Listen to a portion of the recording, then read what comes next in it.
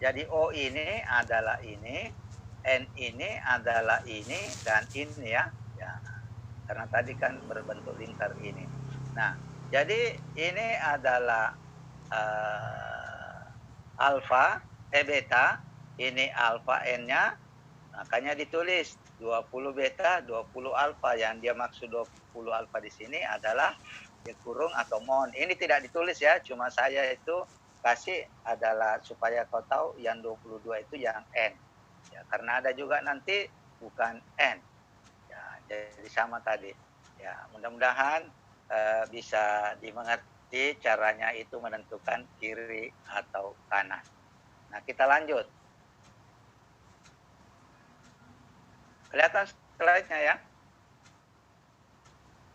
Kelihatan, Pak. Kelihatan, Pak. Ya, oke. Jadi, kalau ini yang tadi, yang sama tadi toh, nah ini caranya. Ini bukan 22 ya, 20. Saya ulangi, ini bukan 22, 20. Jadi sama ini. Sama ini. Sama ini ya. Ini 25R, di sini 20S, 20S, dan 22R. Ya, sama. Ini adalah dia tulis singkat karena ini kalau catat dan tidak perlu ditulis ya. Kecuali ini 22S, itu baru ditulis ya. 22S. Kalau tetap 20 tidak perlu ditulis. Karena memang kalau begini posisi ini di kiri, posisi ini di kanan. Kecuali O itu di sini letaknya, maka itu berubah harus ditulis. Supaya orang tahu. Kalau dia tidak tulis, dia cuma bilang 25R spirostan, sudah jelas. Yang bahwa begini bentuknya. Sama tadi yang contoh dasar itu. Nah, kalau N, sama ya. Kalau N. Kalau N itu adalah sama tadi ini di posisi kanan ini. Jadi 20 sama ya 22 RS ya. Ini yang saya mau beli kasih. 22R, 25R itulah tidak perlu ditulis. Ini kalau spirosolang harus ditulis ya.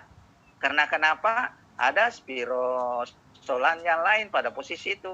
Kalau tetap 22R artinya N-nya ini kanan dan metilnya ini kanan, itu sebut saja solasodin atau solasodan ya.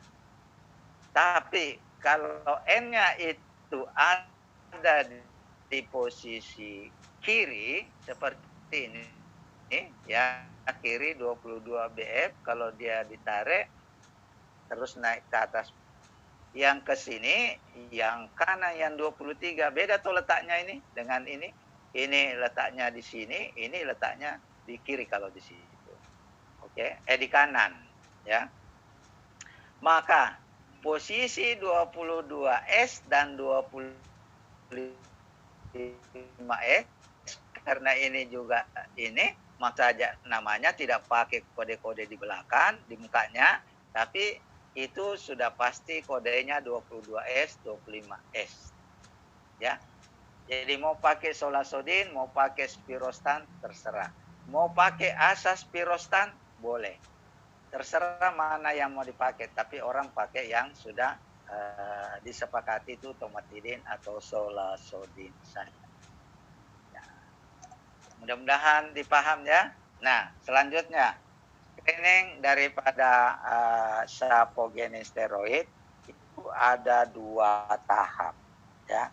Tahap pertama disebut uji pendahuluan, tahap kedua disebut uji lanjutan.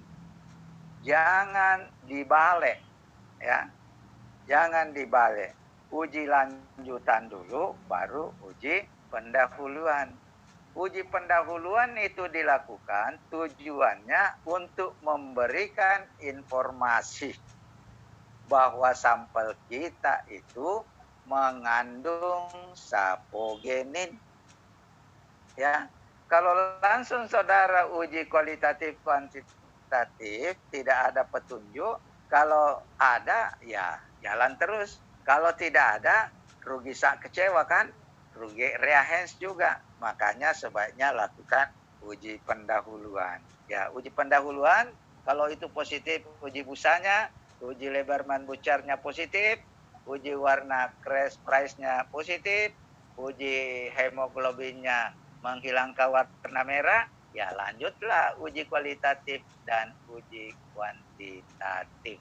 Nah, banyak yang dijelaskan di sini, caranya silakan dibaca sendiri. Mungkin kalau Leti perlu ya dibaca ini baik-baik Leti. Leti, halo Leti. Ya, Pak. Saponin di? Sudah diganti kemarin, Pak. Ke alkaloid, Pak.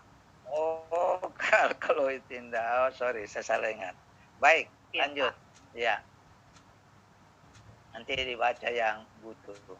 Nah, kenapa tadi saya bilang kita itu cari senyawa bahan alam, sapogenin steroid, diosgenin, sarmentogenin, heterogenin, kolesterol, apalagi tadi semua tuh,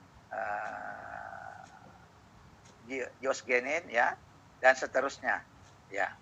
Karena ada yang diberikan prosedur oleh saudara Marker ya, yang kita kenal dengan prosedur degradasi marker, yaitu merubah bahan alam sapogenin steroid menjadi progesteron.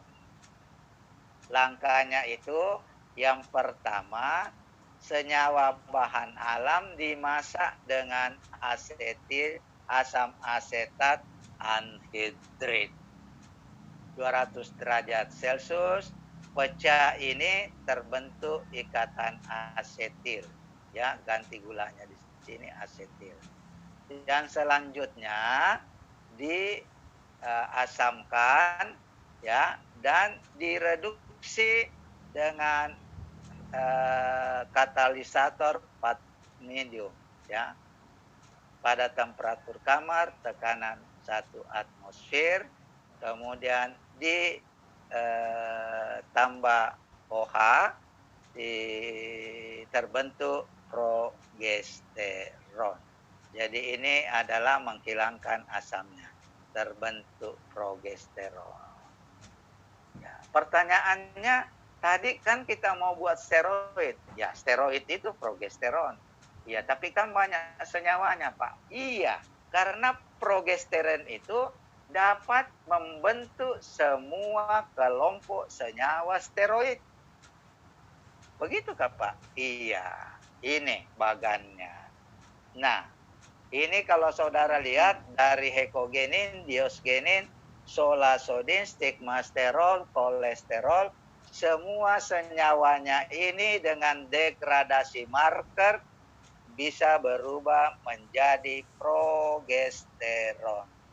Dari progesteron menjadi intermediate ini, kemudian ini langsung jadi golongan mineralokortikosteroid.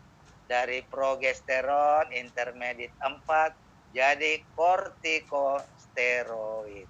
Dari progesteron diosdin 2 antagonis. Dari ini stigmasterol, progesteron, androgenin, stigma ini, estrogen, 19 dan semuanya. Jadi kelihatannya progesteron itu sentral dari steroid. Makanya ya, progesteron itu, itulah barangkali kalau ada senyawa-senyawa perempuan itu, mohon maaf, perempuan itu agak cepat mengalami perkembangan tubuh. Kalau dia terjamin makan kolesterol, ya contoh makan apa ini yang mengandung senyawa-senyawa ini, karena hepar itu bisa merubah menjadi progesteron yang bisa membuat hormon-hormon untuk perempuan berkembang, untuk hormon memperbesar dada, hormon memperbesar pinggul, dan lain sebagainya, itu bisa dibuat dari progesteron. Nah, itulah sebabnya perempuan perkembangannya agak lebih cepat dibanding laki-laki untuk pembesaran-pembesaran yang diakibatkan oleh hormon. Oke, ada yang mau bertanya? Tadi siapa yang disuruh Adi tadi? Halo? Pak. Pak. Ya sudah ya, Apa? sudah ini, Sudah, sudah Pak. di screenshot, Sudah, Pak. sudah Sudah, diupload Pak. juga ya. Ya baik, terima Sudah. kasih. Saya kira hari ini sekian dan insya Allah minggu depan kita masuk alkaloid kalau nggak salah saya janji ya. Jadi saya tidak full, dimaklumi kalau sudah menjelang begini biasanya sulit lagi untuk berbuat banyak ya. Tinggal kalau pagi itu masih enak ya. Oke.